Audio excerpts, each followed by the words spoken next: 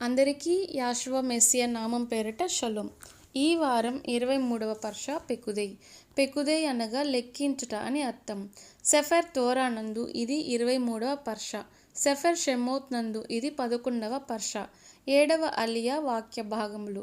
Seifert షెమోత్ అనగా నిర్గమకాండము 40వ అధ్యాయం 28వ వచనం నుండి 38వ వచనం వరకు.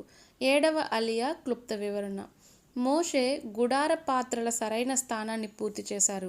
మోషే ఈ పనిని పూర్తి చేసినప్పుడు మహిమా మేఘం ఎలోహిం సన్నిధి గుడారాన్ని నింపింది.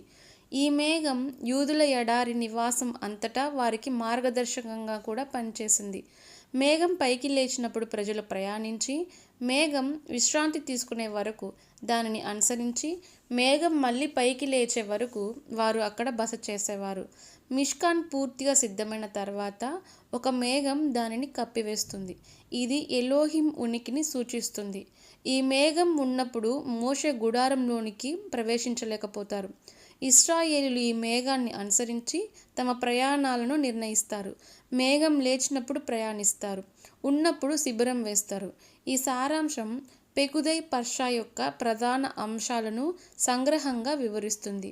ఇది షెమోత్ అనగా నిర్గమకాండం పుస్తకం ముగింపును సూచిస్తుంది. ఎలోహిం ఉనికి ఇశ్రాయేలుల మధ్య నివసించడంతో సమాప్తమవుతుందని ఈ అలియా వివరిస్తుంది. అందరికీ యాషువ మెస్సియా నామం పేరిట షలోం. లెహిత్రోత్.